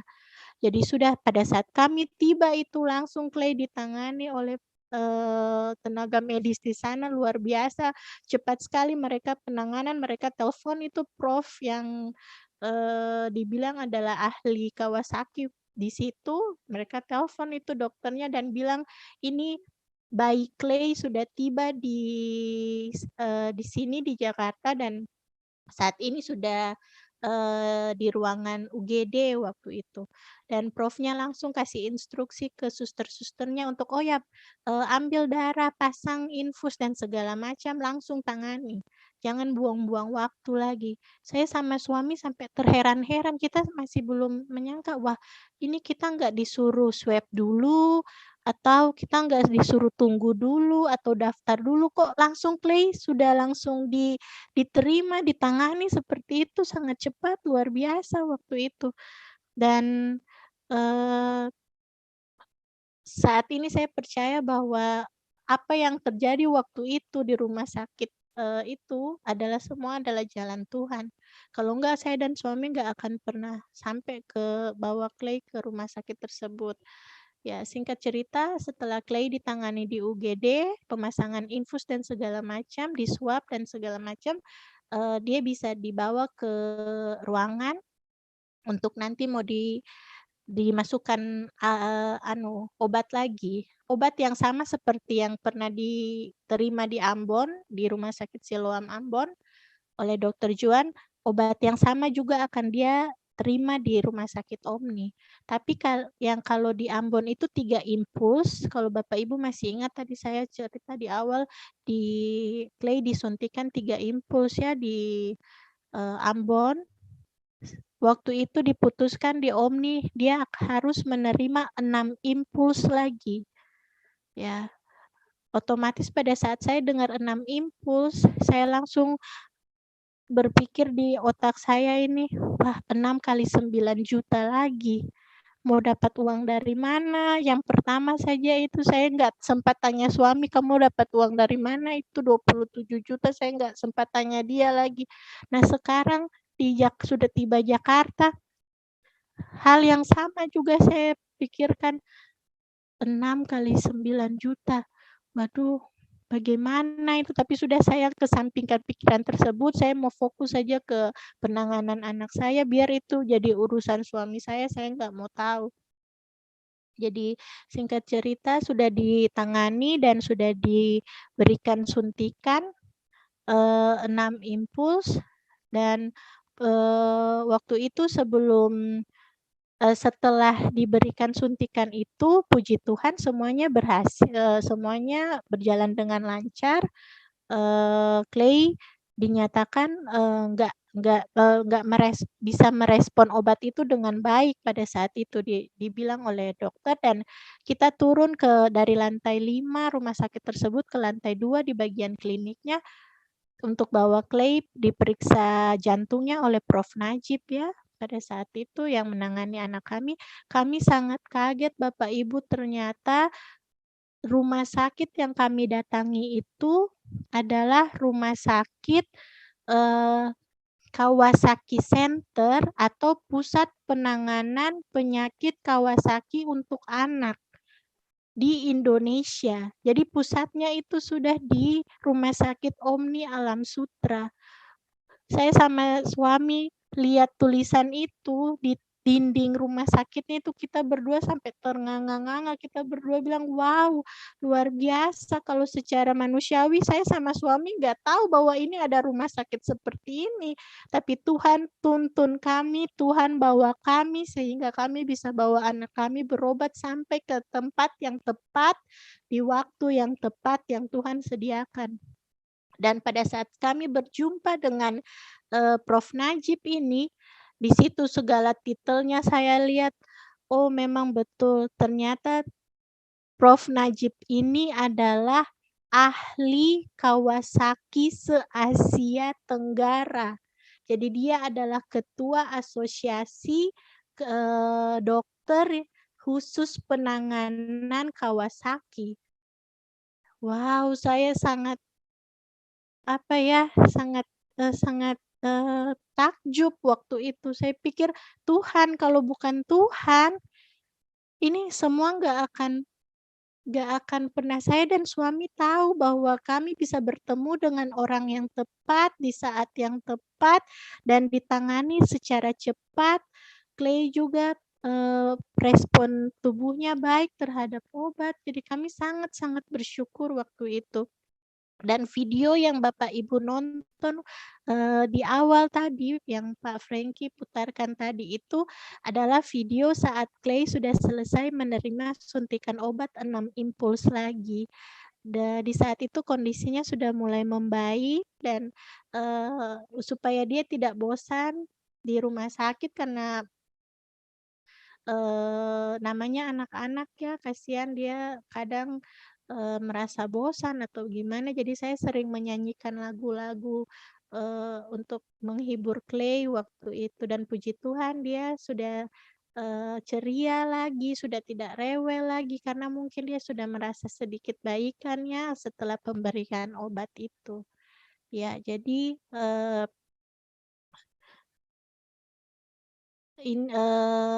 yang saya mau katakan di sini ialah saat Bapak dan Ibu mempertanyakan di mana Tuhan, saat itu Bapak dan Ibu sudah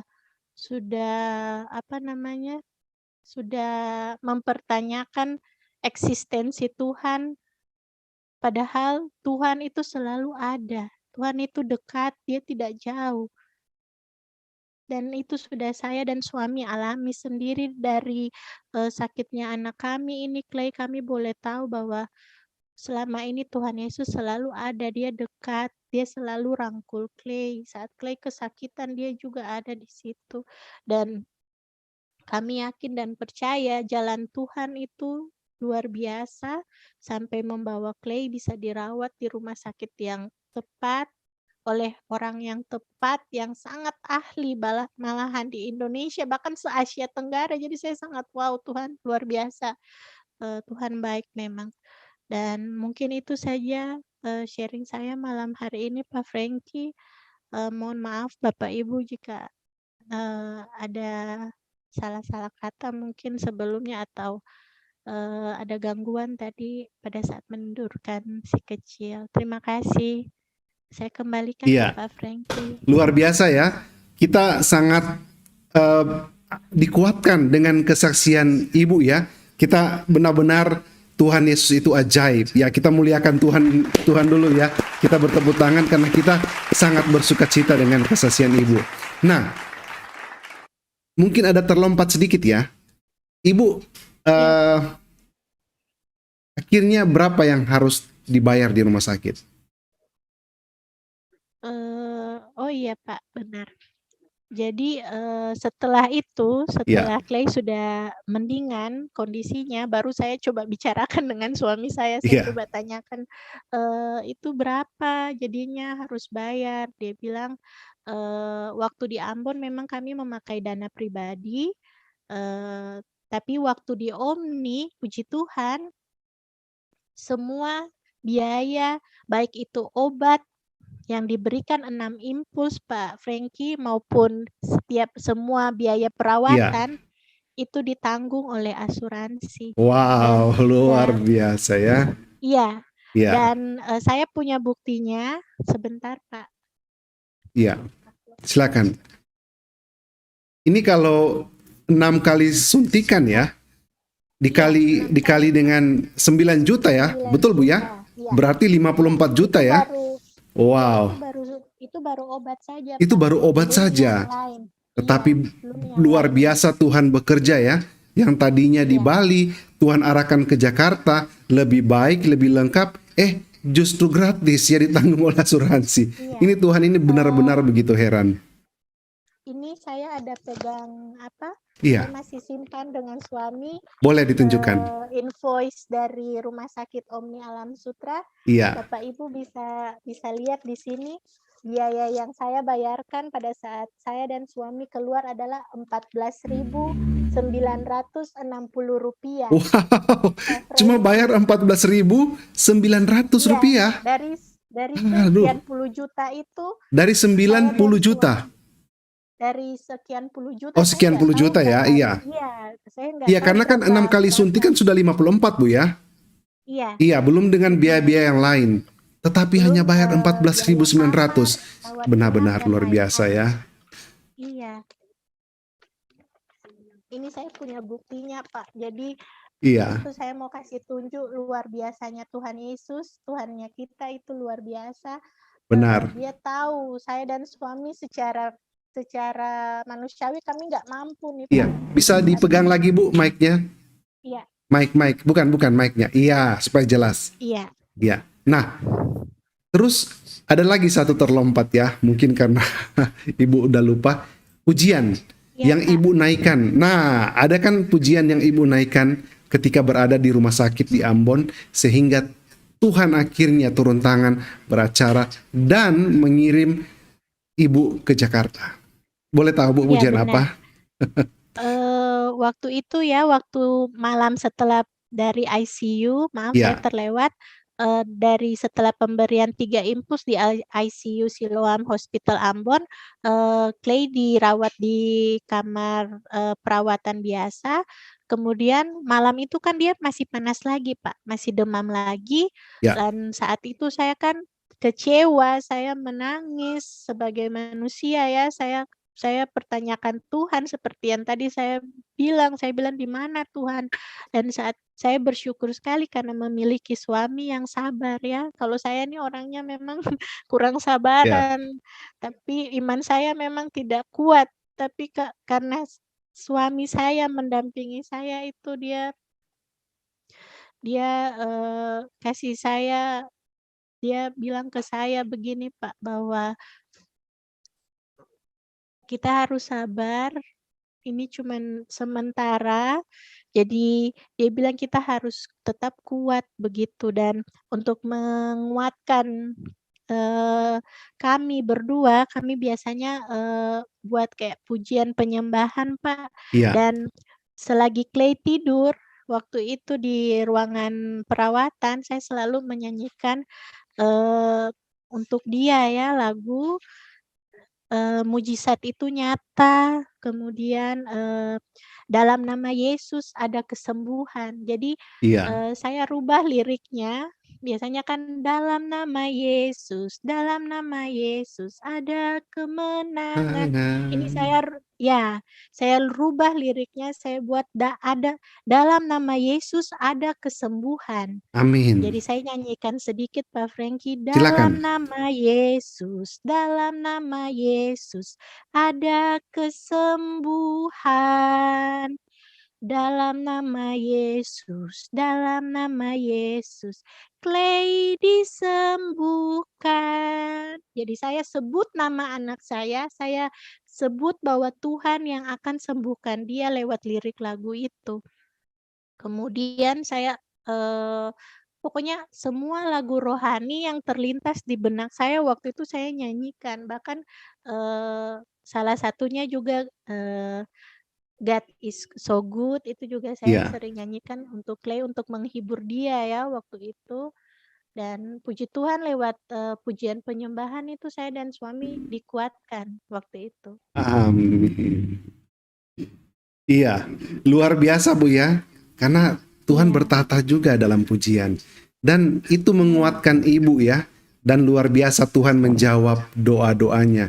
Tuhan mau yang terbaik. Tuhan tidak mungkin memberikan yang baik saja, tetapi yang terbaik, sempurna. Bayangkan Bu ya, penyakit ini kalau tidak salah tadi Ibu katakan 1 dari 10.000 ya? Bisa 1 kena. berbanding 10.000 1 Pak. berbanding 10.000. Terus Iya, jadi ya, satunya itu anak saya, 10.000-nya itu. iya. Tetapi Tuhan mau Aduh, tunjukkan luar mujizatnya biasa. sama Ibu ya. 1 banding 10.000 Iya. itu Tuhan akan tunjukkan mujizatnya. Di dalam Benar. treatment perawatan juga yang berhasil itu 20%, 2/5. Iya, benar. Artinya yang 3 itu tertolak, yang hanya 2 yang bisa diterima. Jadi sudah Iya. 1/10.000, terus kemungkinan juga ketika treatment itu 20%. Tetapi Iya. Tuhan sekali lagi menunjukkan mujizatnya, luar biasa. Nah akhirnya mungkin sahabat-sahabat belum menonton ya video saat Clay setelah 6 kali diinfus ya. Saya akan putarkan kembali videonya adik Clay. Luar biasa ya. Malam ini kita menyaksikan betapa hebat Tuhan Yesus ya. Iya, saya share kembali lagi ya sahabat-sahabat Miracle. Bisa lihat di layar ini sesudah diinfus ya dari Rumah Sakit Omni. Ya. Kalau kau suka hati tepuk tangan. Kalau kau suka hati tepuk tangan. Kalau kau suka hati mari kita lakukan. Kalau kau suka hati tepuk tangan. If you're happy, happy, happy, clap your hand. Like this. If you're happy, happy, happy, clap your hand. If you're happy, happy, happy, clap your hand, clap your hand. If you're happy, happy, happy, clap your hand. What? Pum, pum, pum. Yay! God is so good. God is so good. God is so good. He's so good to Clay. God is so good for Clay. Yeah. Yeah. God is so good. Say bye-bye. Bye-bye. Bye-bye dulu.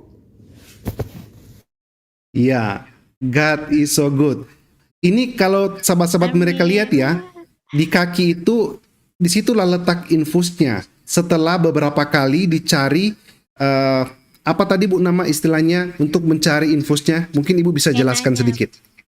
Iya, jadi, untuk kasusnya Clay ini karena mungkin kondisinya waktu kita datang itu sudah lemah Pak Frankie, Iya, jadi, venanya itu sudah sulit untuk ditemukan, sudah sulit iya. untuk dicari, sehingga waktu mau diinfus itu harus beberapa kali ditusuk, Hmm, di bagian tangan, kedua hmm. tangan itu sudah nggak terhitung banyaknya, tapi tetap nggak ketemu venanya.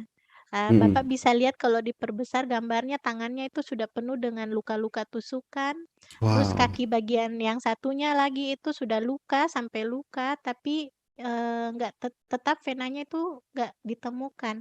Waktu itu saya dan suami dalam hati ya, melihat anak kami ditusuk-tusuk begitu, kami sedih juga ya. Tapi Iya. mau tidak mau untuk penanganan, jadi kami berdoa, Tuhan Yesus tolong.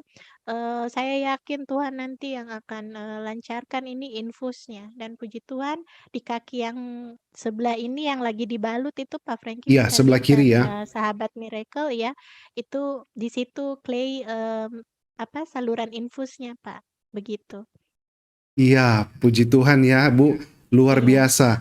Ini suatu proses pergumulan yang bukan main, luar biasa ya. Ibu menghadapi ujian ini ya. Kalau saya bisa, karena saya juga sebagai seorang tua yang memiliki anak, berarti saya merasakan juga bagaimana perjuangan ibu, bagaimana ibu sempat down juga. Dan sebenarnya di saat-saat itu Tuhan ingin menunjukkan jalan yang terbaik. Jangan sampai kita menyerah. Ya, Tuhan tidak mau ibu ke Bali karena mungkin saja sesuatu hal bisa terjadi tidak sesuai yang kita iya, inginkan. Tuhan mau ibu benar langsung Pak. ke pusat, ya, ke Kawasaki Disease Center dengan penanganan Iya, orang yang terbaik, yang spesialis khusus di bidangnya. Tuhan pakai orang-orang luar yang tepat, biasa Pak, saya waktu yang juga nggak tepat, nyangka. dan Clay looks so happy right now. Wow, luar biasa. Kita sangat bersuka cita ya Bu ya, karena Ibu mengalami sukacita. Kita juga bersuka cita karena Tuhan Yesus benar-benar sungguh luar biasa di dalam hidup kita. Ketika kita benar-benar berharap dan bergantung kepadanya. Ya, sahabat-sahabat miracle yang menonton pada malam hari ini, yang juga memiliki pergumulan yang sama, nah, sudah tahu kan, jangan give up, jangan menyerah. Tuhan pasti menyertai. Dia pasti akan memberikan kita jalan yang terbaik. Baik, Ibu Filia, kita bergeser ke teman-teman di Zoom ya. Barangkali dari mereka ada yang ingin berbagi, ingin bertanya, ya silakan ya. Sahabat-sahabat miracle yang ingin berbagi dan ingin bertanya bagaimana mujizat yang dialami oleh Ibu Filia yang luar biasa, bisa hidupkan mic-nya terlebih dahulu. Silakan. Sahabat-sahabat miracle silakan. Jika ada yang mau bertanya, oke. Sekarang videonya bisa dihidupkan? Bisa? Baik. Oke, sekarang Pak Gernison ada saingan ya. Ada Pak Hasan ini. Baik. Pak Hasan bisa diputar kameranya Pak, horizontal. Oh ya, Terima siap. kasih Pak. Terima kasih Pak. Silakan Pak. Shalom dan selamat malam Pak. Ya, saya mau tanya kepada Ibu orang tua dari Clay Ibu ya, Filia. Ibu Filia Pak. Ibu Filia. Iya. Saya Iya mau Pak, tanya, ya Shalom, shalom sebagai Pak orang Hasan. tua, sebelum kejadian tersebut, apakah Ibu Filia sebagai ibu kandung menangkap suatu sinyal-sinyal rohani gitu, intuisi Ibu atau keluarga besar Ibu ada menangkap, suami Ibu ada menangkap suatu pesan-pesan rohani. Nangkap Bu ya pertanyaan saya? Iya Pak. Ya, Jadi sebelum kejadian ya Pak, atau sesudah kejadian sebelum. sebelum? Maksudnya Pak Eh, Hasan, mungkin apakah ada tanda-tanda begitu? Ya, ya Atau demikian. tapi tanda-tanda ilahi ya? Atau gimana Ya, ya maksudnya? benar. Oh gitu. Ya, silakan Ibu Filia. iya, jadi terima kasih Pak Hasan untuk pertanyaannya. Waktu itu kebetulan saya dan suami ya yang melihat sendiri bagaimana Tuhan menolong anak kami. Eh, jauh sebelum Clay ini mengalami Kawasaki disease, dia sudah pernah nyawanya itu sudah pernah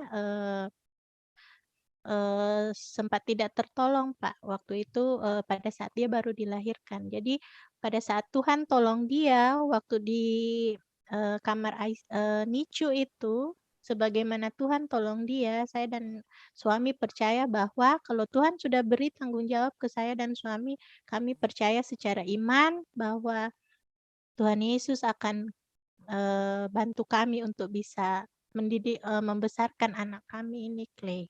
Begitu.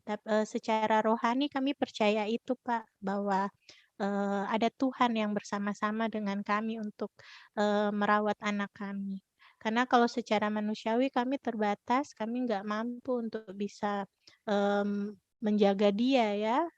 Karena kalau dia sudah sakit seperti itu, tapi kami yakin dengan pertolongan Tuhan, sebagaimana Tuhan tolong dia pada saat itu nyawanya, Tuhan juga akan tolong dia pada saat dia melalui sakit yang lebih lagi. Mungkin itu Pak Hasan. Ya, lalu pada saat kairosnya Tuhan mau menyembuhkan anak ibu, adakah firman Tuhan yang suami ibu dapatkan, ibu atau keluarga besar ibu, atau komunitas gembala sidang ibu, pendoa-pendoa, ada kasih firman yang rema buat keluarga ibu? Iya ada Pak. Jadi sepanjang perjalanan Clay sakit itu kami dibantu terus dengan doa oleh keluarga besar maupun perkumpulan dari gereja kami ya. Kami selalu didoakan, Clay juga selalu dibantu dalam doa, disebutkan dalam doa. Jadi di gereja kami itu setiap minggunya, setelah itu baru saya tahu bahwa Clay selalu didoakan pada saat ibadah minggu di gereja. Dan setiap kali kami didoakan lewat telepon juga, ditanyakan kondisi anak kami, para hamba Tuhan ini selalu membagikan ayat-ayat firman Tuhan yang juga bantu menguatkan iman kami. Masih ingat Bu, firman Tuhan ini bisa dibagikan? Firman Tuhan yang paling menguatkan ibu apa? Silakan. Sebentar ya Pak ya, saya coba.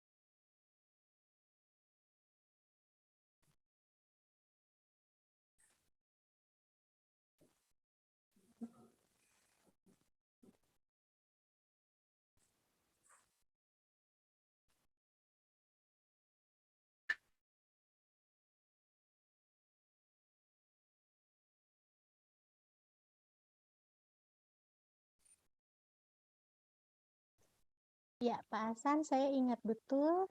Bu, boleh mic-nya didekatin lagi Bu ke mulut. Sorry ya. Maaf, Iya, oke. Silakan Bu. Di sini saya sudah dapati Pak dari Yeremia 17 ayat 14. Jadi Saya buka waktu ya. itu, ya minta tolong Pak Franky. Jadi waktu itu firman Tuhan ini dibagikan kepada kami oleh seorang hamba Tuhan. Ya, Yeremia 17 Yeremia 17 ayat ayat 14. 14. Iya. Iya. Sembuhkanlah aku ya Tuhan, maka aku akan sembuh. Selamatkan aku, maka aku akan selamat. Sebab engkaulah kepujianku. Amin. Jadi, Ya, ya, Amin. luar biasa kami ya, puji percaya, Tuhan. Pak, Ya, ayat ini langsung diberikan. Jadi ini jadi kekuatan bagi kami orang tua maupun untuk Clay sendiri ya, walaupun dia masih kecil, tapi setelah kami dikuatkan oleh firman ini oleh ya, beberapa hamba Tuhan yang turut mendoakan waktu itu. ya. Saya akan lantunkan satu lagu rohani buat keluarga besar Ibu Filia ya. Ya. Terima Ya. kasih. Dari doa Yabes. Kiranya tanganmu menyertai Clay, dan melindungi Clay sehingga kesakitan tidak menimpa Clay. Demikian Bu, Tuhan berkati ya Bu ya. Amin. Amin. Puji Tuhan. Terima kasih Pak Terima kasih ya Hasan. Pak Tuhan Hasan berkati. sudah berbagi luar biasa ya, dan sudah juga mempersembahkan suatu lagu yang memberkati untuk adik Clay. Baik, Ya. Baik. kita bergeser ke teman yang lain. Barangkali ada yang mau bertanya, bisa hidupkan mic-nya. Silakan Pak Gernison, atau ada beberapa di sini yang masuk. Silakan Pak, videonya.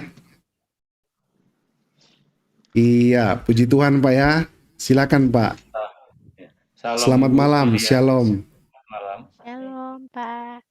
Iya, Ibu cerita adik Clay begitu menyayat ya. Saya sedih juga tadi. Bayangkan bayi usia baru beberapa minggu begitu sudah banyak sekali ditusuk dengan jarum-jarum infus. Aduh, kasihan sekali Ibu ya.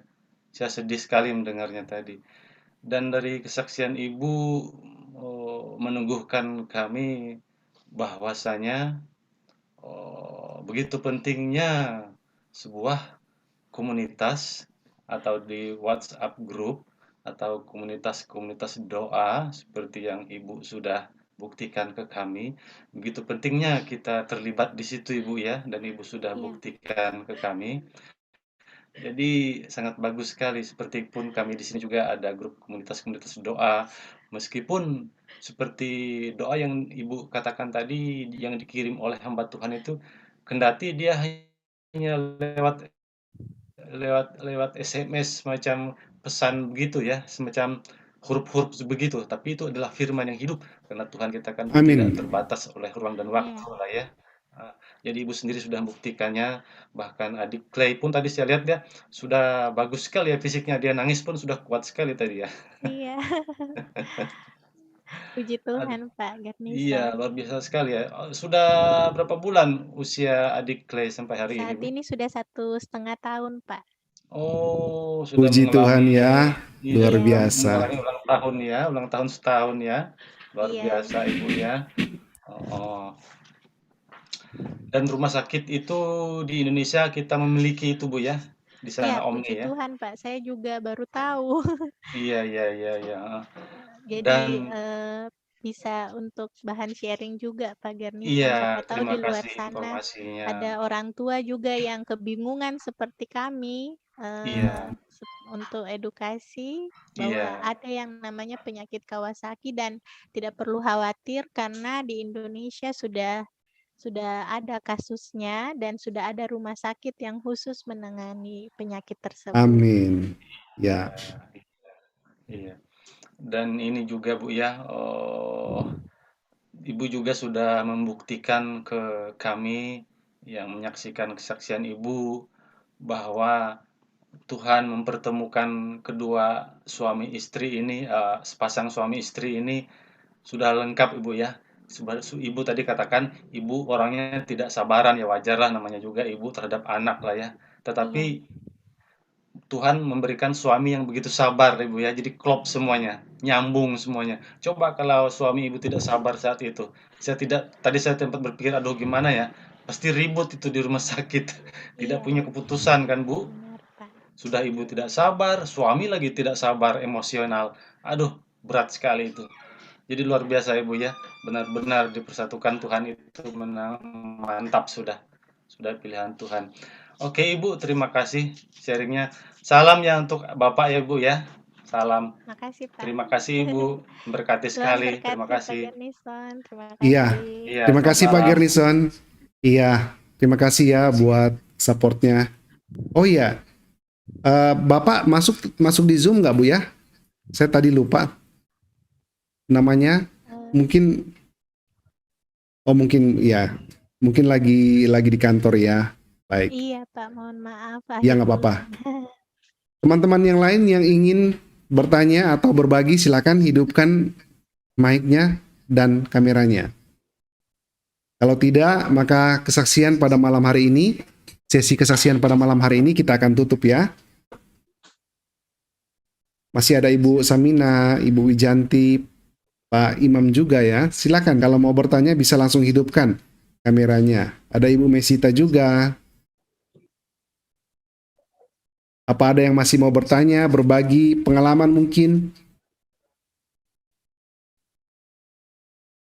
Ya, baik. Kalau begitu malam ini, kesaksian pada malam hari ini kita akan tutup ya.